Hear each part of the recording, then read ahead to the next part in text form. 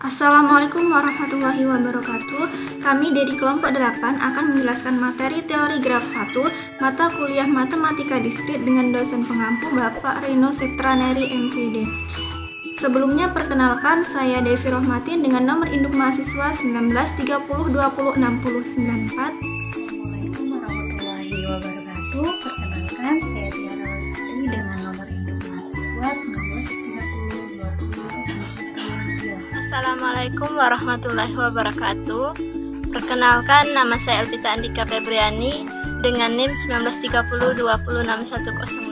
Untuk materi yang pertama yaitu pengertian dari graf. Definisi, sebuah graf G didefinisikan sebagai pasangan himpunan VE, dengan V adalah himpunan tak kosong dari simpul-simpul pada G, sedangkan E adalah himpunan rusuk pada G yang menghubungkan sepasang simpul. Himpunan simpul pada G dinotasikan sebagai V dan himpunan rusuk pada G dinotasikan sebagai E. Jadi G sama dengan V, E. Menurut Siang, halaman 187 tahun 2002, suatu graf G terdiri dari dua himpunan yang berhingga, yaitu himpunan simpul-simpul tidak kosong VG dan himpunan garis-garis EG. Jadi, suatu graf G adalah pasangan himpunan V dan E dituliskan G sama dengan V, E, dengan V adalah suatu himpunan berhingga dan E adalah suatu himpunan rusuk yang bersisian dengan V.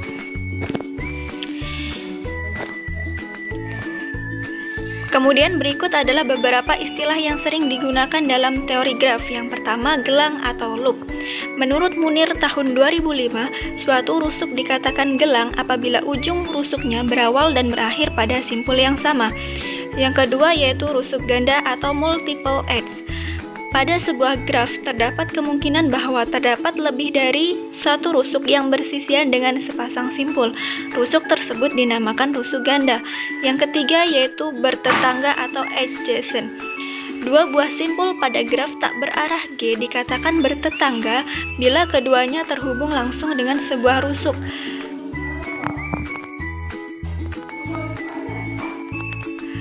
Gambar graf bertetangga dengan V jika U, V adalah sebuah rusuk bertetangga, yaitu seperti pada gambar berikut. Jadi pada gambar 2.1 di atas, simpul V1 bertetangga dengan simpul V2, E1 merupakan gelang dan antara V1 dan V3 terdapat rusuk ganda E5 dan E4. Yang keempat yaitu bersisian atau incident. Untuk sembarang rusuk E sama dengan U, V, rusuk E dikatakan bersisian dengan simpul U dan simpul V. Pada gambar 2.1, rusuk E7 bersisian dengan V4 dan V5, sedangkan E2 tidak bersisian dengan V1 maupun V2. Kemudian yang kelima, graf kosong. Graf kosong adalah graf yang himpunan rusuknya merupakan himpunan kosong. Graf kosong dapat dinotasikan dalam N besar N, di mana N adalah banyaknya simpul. Yang keenam, perjalanan atau walk. Perjalanan U sampai V di G dengan U, V merupakan simpul-simpul pada graf G adalah barisan berganti-ganti antara simpul dan rusuk dari G. Diawali dengan simpul U dan diakhiri dengan simpul V. Yang ketujuh, lintasan atau path. Menurut Munir 2005, lintasan yang panjangnya N dari simpul awal V0 ke simpul tujuan Vn di dalam graf D ialah barisan berselang-seling simpul-simpul dan rusuk-rusuk yang berbentuk V0, E1, V2, E2, V2 sampai dengan Vn-1, En, Vn sedemikian sehingga E1 sama dengan V0, V1, E2 sama dengan V1, V2 sampai dengan En sama dengan Vn-1, Vn adalah rusuk-rusuk dari graf G. Baik, di sini saya akan melanjutkan menjelaskan materi yang telah dijelaskan oleh pemateri sebelumnya mengenai beberapa istilah yang sering digunakan dalam teori graf. Nah, istilah yang berikutnya yaitu ada siklus atau sirkuit, di mana sirkuit atau siklus adalah lintasan yang berawal dan berakhir pada simpul yang sama. Sebuah sirkuit dikatakan sirkuit sederhana atau simple circuit jika setiap rusuk yang dilalui berbeda. Kemudian yang kesembilan yaitu terhubung atau connected. Nah, dua buah simpul dalam graf Simpul U dan simpul V dikatakan terhubung jika terdapat lintasan dari U ke V. Jika dua buah simpul terhubung, maka pasti simpul yang pertama dapat dicapai dari simpul yang kedua. Kemudian jika setiap simpul di dalam graf terhubung, maka graf tersebut disebut sebagai graf terhubung. Nah, untuk definisi mengenai graf terhubung dibagi menjadi dua, yaitu untuk graf tak berarah dan untuk graf yang berarah. Kemudian istilah yang ke-10 yaitu ada graf berbobot. Nah, graf berbobot adalah graf yang setiap rusuknya diberi sebuah harga atau bobot.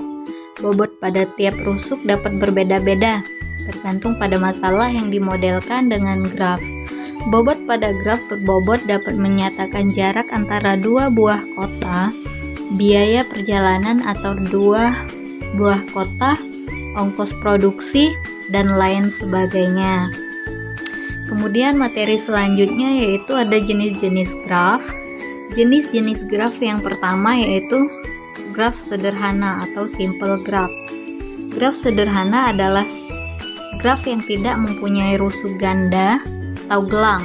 Nah, pada graf sederhana, rusuk di sini adalah pasangan tak terurut atau unary pairs. Menurut Harju pada tahun 2012. Nah, jadi rusuk U, V sama dengan V, U. Kemudian menurut Munir pada tahun 2005, graf sederhana juga dapat didefinisikan sebagai G besar sama dengan V, E, terdiri dari V himpunan tidak kosong simpul, dan E himpunan pasangan tak terurut yang berbeda yang disebut rusuk. Nah, untuk contohnya teman-teman bisa lihat gambar yang terlampir di bawah ini. Nah, gambar tersebut merupakan contoh dari graf sederhana. Kemudian menurut Siang pada tahun 2002, beberapa graf sederhana khusus yang sering digunakan adalah sebagai berikut. Yang pertama yaitu graf lengkap atau complete graph, di mana graf lengkap di sini merupakan graf sederhana yang setiap dua simpulnya bertetangga. Graf lengkap dengan n buah simpul dilambangkan dengan K besar dan N kecil. Nah, setiap simpul pada Kn berderajat n-1. Banyaknya rusuk pada graf lengkap yang terdiri dari n buah simpul adalah n dalam kurung n-1 per 2. Kemudian untuk yang B yaitu ada graf lingkaran. Graf lingkaran adalah graf sederhana yang setiap simpulnya berderajat 2. Graf lingkaran dengan n simpul dilambangkan dengan C besar dan N kecil. Kemudian yang ke C yaitu graf teratur atau regular graph. Graf teratur adalah graf yang setiap simpulnya mempunyai derajat yang sama. Apabila derajat setiap simpul adalah R, maka graf tersebut disebut sebagai graf teratur atau derajat R. Kemudian yang D yaitu graf bipartit atau bipartit graph, di mana graf G yang himpunan simpulnya dapat dikelompokkan menjadi dua himpunan bagian yaitu V1 dan V2. Sedemikian sehingga setiap rusuk di dalam G menghubungkan sebuah simpul di V1 ke sebuah simpul di V2. Nah, disebut graf bipartit dan dinyatakan sebagai G dalam kurung V1, V2. Kemudian jenis graf yang kedua yaitu ada graf tak sederhana atau U-simple graph. Nah, graf yang mengandung rusuk ganda atau gelang dinamakan graf tak sederhana atau U-simple graph. Menurut Harju pada tahun 2002. Ada dua macam graf tak sederhana yaitu graf ganda multigraph atau graf semu atau pseudograph. Nah, graf ganda adalah graf yang mengandung rusuk ganda, sedangkan graf semu adalah graf yang mengandung gelang atau log. Nah, untuk contohnya teman-teman bisa lihat gambar yang terlampir di bawah ini. Nah, gambar tersebut merupakan contoh dari graf tak sederhana. Baiklah, selanjutnya yaitu selain berdasarkan ada tidaknya rusuk ganda dan jumlah simpul pada sesuatu graf, graf juga dapat dikelompokkan berdasarkan orientasi arah pada rusuknya. Pengelompokan berdasarkan orientasi arah pada rusuknya digolongkan menjadi dua, yaitu A. Graf tak berarah. Graf tak berarah artinya graf yang rusuknya tidak mempunyai orientasi arah. Urutan pasangan simpul yang dihubungkan oleh rusuk tidak diperhatikan. Jadi V, V2 sama dengan V2, V1 adalah rusuk yang sama. Contohnya yaitu di sana sudah ada gambar. Yang B yaitu graf berarah.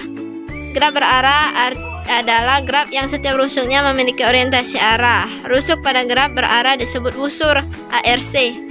Pada graf berarah dalam kurung U, V dan V U menyatakan dua buah busur yang berbeda. Jadi U, V sama dengan V, U. Untuk busur U, V, simpul U dinamakan simpul asal dan simpul V dinamakan simpul terminal. Contohnya di sana sudah terdapat gambar. Yang ketiga yaitu graf isomorfik. Terdiri dari dua buah graf yang sama tetapi secara geometri berbeda, disebut graf saling isometrik. Yang kedua, dua buah graf G1 dan G2 dikatakan isometrik jika terdapat korespondensi satu-satu antara simpul-simpul keduanya dan antara sisi-sisi keduanya sedemikian sehingga hubungan kebersisian tetap terjaga.